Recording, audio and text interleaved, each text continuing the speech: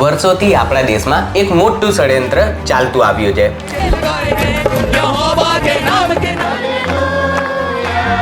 ઈસાઈ મિશનરીઓ અને ઇસ્લામિક પ્રચારકો ભોળા આદિવાસીઓ અને દલિતોને લાલચ આપીને વટલાવી લે છે.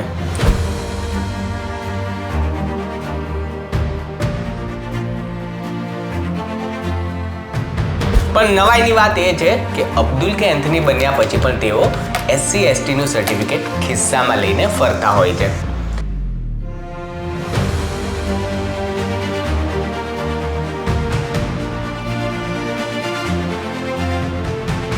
સીધો સવાલ એ છે કે જો કોઈ વ્યક્તિ ધર્મ બદલે તો શું તેને SC/ST ના લાભ મળવા જોઈએ? સુપ્રીમ કોર્ટે હવે આ સવાલ પર સ્પષ્ટ જવાબ આપ્યો છે અને પાછલા બારણે થતી આ લૂંટ પર કાયમી તાળું મારી દીધું છે.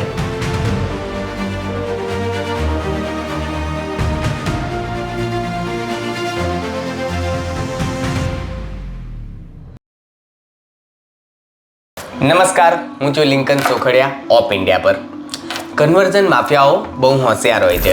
તેઓ જ્યારે ધર્માંતરણ કરાવે છે ત્યારે કહે છે કે ઇસ્લામ અને ખ્રિસ્તી ધર્મમાં બધા સમાન છે, ત્યાં કોઈ ઊંચ નીચ નથી. તો બ્રધર, જો તમારામાં ત્યાં બધા જ સમાન હોય છે તો પછી તમને હિન્દુ ધર્મની જાતિના નામે અનામત કેમ જોઈએ છે? આ એક સોચ્યું સમજ્યું ષડયંત્ર હતું. અસલી SC/ST લોકોના હક છીનવીને આ કન્વર્ટ થયેલા લોકો નોકરીઓ અને શિક્ષણમાં ઘૂસી જતા હતા.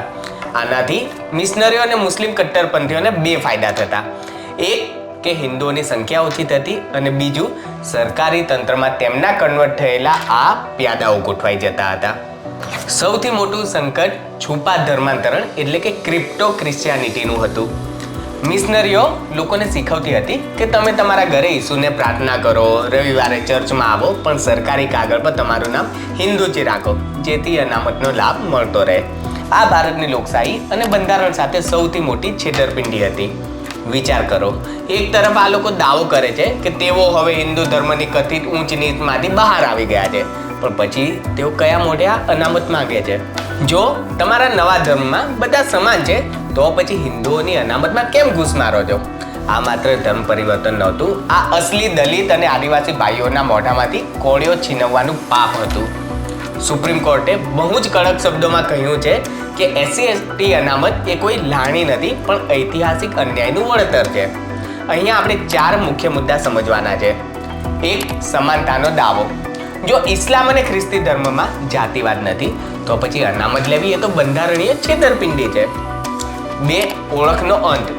કોર્ટે કહ્યું છે કે જ્યારે કોઈ વ્યક્તિ નવો ધર્મ અંગીકાર કરે ત્યારે તે પોતાની જૂની સામાજિક ઓળખ અને તેનાથી જોડાયેલ પછાતપણાને પણ છોડી દે છે. 3. આર્ટિકલ 341.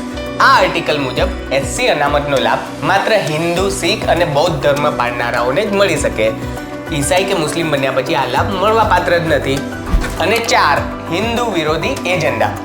વર્ષોથી લેફ્ટિસ્ટ અને લિબરલ ગેંગ એવી માંગ કરતી હતી કે મુસ્લિમ અને ખ્રિસ્તી દલિતોને પણ અનામત મળવી જોઈએ, પણ સુપ્રીમ કોર્ટે આ એજન્ડાને ફગાવી દીધો.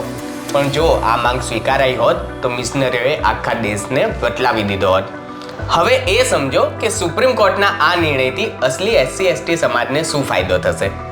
અત્યાર સુધી એવું થતું હતું કે કન્વર્ટ થયેલા લોકો જેમને મિશનરીઓ તરફથી આર્થિક સહાય મળતી હતી તેઓ ભણી ગણીને અનામતની બેઠકો ઉપર કબજો કરી લેતા હતા.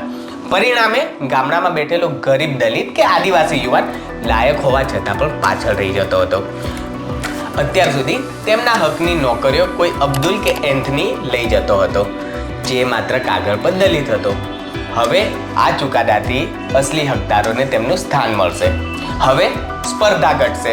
જે લોકો છુપો ધર્મ પાળે છે તેમના સર્ટિફિકેટ રદ થશે અને જે સીટો ખરેખર જેઓ હિન્દુ ધર્મમાં રહીને સંઘર્ષ કરી રહ્યા છે તેમને મળશે. આ ચુકાદો ધર્માંતરણના માર્કેટ પર સૌથી મોટી સર્જિકલ સ્ટ્રાઇક છે. હવે કોઈ ચોખાની બોરી કે પછી બિરયાનીની ડેક માટે ધર્મ નહીં બદલે, કારણ કે તેને ખબર છે કે ધર્મ બદલવાથી સરકારી લાભોથી પણ હાથ ધોવા પડશે. સુપ્રીમ કોર્ટનો આ નિર્ણય ભારતની સાંસ્કૃતિક સુરક્ષા માટે અતિ આવશ્યક હતો. જેઓ ધર્મ છોડે છે તેમણે ધર્મના લાભ પણ છોડવા જ પડશે. આમાં કોઈ અન્યાય નથી, પરંતુ આ જ એક સાચો ન્યાય છે.